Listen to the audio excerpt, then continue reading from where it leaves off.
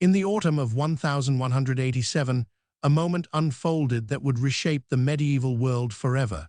A city sacred to three faiths, a city that had been soaked in the blood of conquest, held by foreign hands for nearly 9 decades, was about to change hands once more. And the man who would reclaim it would do so in a way that stunned even his enemies. This is the story of Saladin, the recapture of Jerusalem, and a chapter of history that continues to echo across the centuries. Saladin, born Salah ad-Din Yusuf ibn Ayyub, came into the world around 1137 in Tikrit, in the heart of what is today Iraq. He was Kurdish by heritage, Arabic by culture, and shaped by a world in which the Islamic lands were fractured, contested, and under immense external pressure. For nearly 90 years before his rise to power, the city of Jerusalem had been under the control of the Crusader states, a legacy of the First Crusade, which had ended in 1099 with a conquest that contemporaries on all sides recorded with horror. Medieval Arab chroniclers described scenes of devastation that left a deep wound in the collective memory of the Muslim world. Reclaiming Jerusalem was not merely a political ambition. For many, it was a sacred obligation. Yet Saladin did not begin his career as a champion of holy war. He rose through the ranks as a military officer under his uncle Shirkuh, in the service of the great Zengid ruler Nur ad-Din of Damascus. His early campaigns took him to Egypt, where a weakened Fatimid caliphate was struggling to survive. By 1169, Saladin had become the effective ruler of Egypt, and by 1171, he had ended the Fatimid Caliphate entirely, restoring Sunni authority in the name of the Abbasid Caliph in Baghdad. It was a transformation that established him as a major power in the Islamic world and set the stage for everything that followed. When Nur ad-Din died in 1174, Saladin moved swiftly to fill the political vacuum. Over the following decade, through a combination of military campaigns and careful diplomacy, he unified Egypt, Syria, Mesopotamia, and parts of the Arabian Peninsula under a single banner. Historians emphasize that this unification was not achieved without conflict. Saladin fought fellow Muslim rulers as well as Crusaders during these years, but his stated and genuine objective was to create a unified front capable of confronting the Crusader presence in the Levant. By the mid-1180, he had achieved something no leader in the region had managed for generations: a coherent, powerful, and motivated coalition. The Crusader kingdom of Jerusalem, meanwhile, was suffering from deep internal divisions. Its nobility was fractured by competing ambitions, and the kingdom's leadership was contested between capable commanders like Raymond Roman III of Tripoli and reckless aggressors like Reynold of Chatillon, a lord whose repeated violations of truces and attacks on Muslim caravans and pilgrims had made him notorious. It was Reynold's raid on a large Muslim caravan in 1187, a direct provocation that broke a standing truce, that historians widely regard as the immediate trigger for Saladin's decisive military campaign. Saladin mustered one of the largest armies he had ever assembled and crossed into Crusader territory in the summer of 1187. The confrontation came on the 4th of July at a place called the Horns of Hattin, twin volcanic peaks overlooking the Sea of Galilee in what is now northern Israel. The Crusader army, lured away from water sources in the punishing summer heat, found itself surrounded on a barren plateau. Saladin's forces cut off any retreat and set fire to the dry grass, driving smoke into the faces of the exhausted Crusader knights. The battle was catastrophic for the Crusaders. Thousands were killed or captured. King Guy of Jerusalem was taken prisoner. The true cross, the most sacred relic in the Crusader world, was seized, and Reynold of Chatillon, brought before Saladin, was executed personally by the Sultan, not in the chaos of battle, but as a deliberate act of justice for his repeated crimes. The road to Jerusalem now lay open. One by one, Crusader cities fell: Acre, Ascalon, Beirut, Sidon. The coastal fortresses that had anchored Crusader power for nearly a century surrendered in rapid succession. By September 1187, Saladin's forces had surrounded Jerusalem itself. The city was defended by Balian of Ibelin, a Crusader knight who had entered the city almost by accident and found himself responsible for thousands of lives with barely a handful of trained soldiers at his disposal.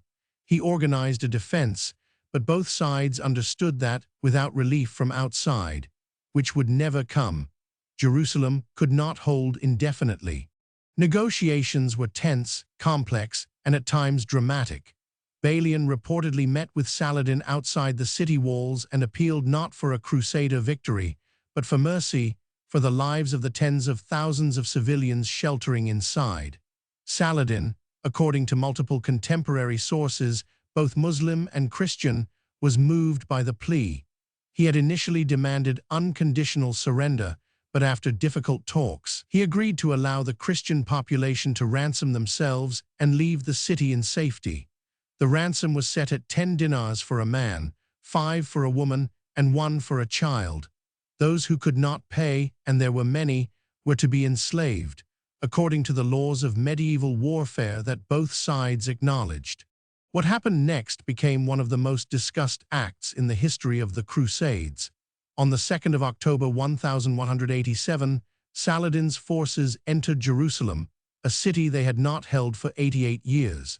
And instead of the retribution that many had feared, and which the memory of 1099 might have seemed to demand, Saladin imposed discipline on his army. Christian lives were protected, churches were not destroyed. The Church of the Holy Sepulchre, the holiest site in Christendom, was locked for a brief period, but then reopened to Christian pilgrims. Eastern Christians were permitted to remain. Even the Latin clergy were allowed to depart with their possessions. Saladin's own brother, Al-Adil, is recorded to have requested a number of the poorest prisoners as a gift and promptly freed them. Saladin himself is said to have personally ensured the release of many who could not afford the ransom, paying from his own treasury. The Latin sources of the time, written by men who were Saladin's enemies, nonetheless described his conduct with admiration and, in some cases, open astonishment. The chronicler Imad ad-Din, who was present with Saladin, recorded the scenes with evident pride. The contrast with the events of 1099 was not lost on anyone. Historians have long debated the motivations behind Saladin's conduct at Jerusalem. Some emphasize his genuine personal piety and the Islamic legal and ethical principles that govern the treatment of non-combatants. Others point to his political acumen, the understanding that a bloodbath would have united Christian Europe against him with an urgency that might have reversed all his gains.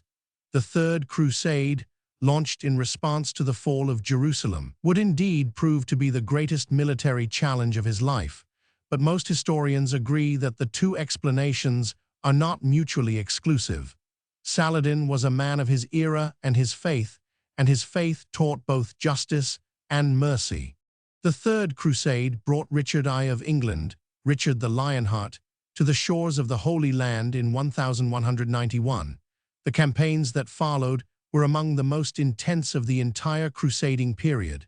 Richard was a formidable commander, and his forces retook the coastal city of Acre and won a significant engagement at Arsuf. Yet Jerusalem itself was never recaptured by the Crusaders.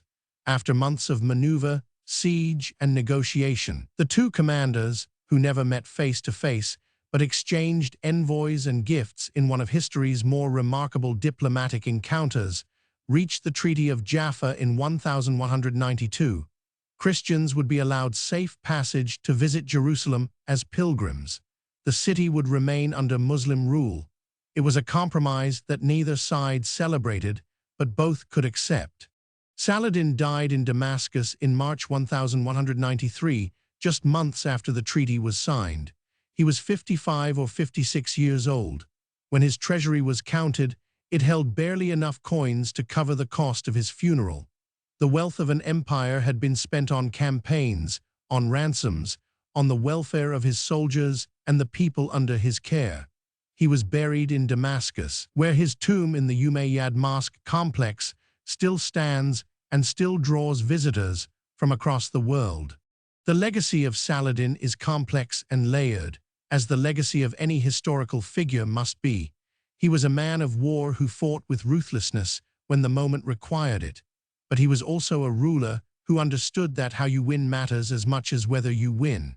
The fall of Jerusalem in 1187 is remembered not only as a military triumph, but as a moment when a different kind of power revealed itself, the power of restraint, of principle applied under pressure, of mercy as a deliberate choice rather than an accidental one.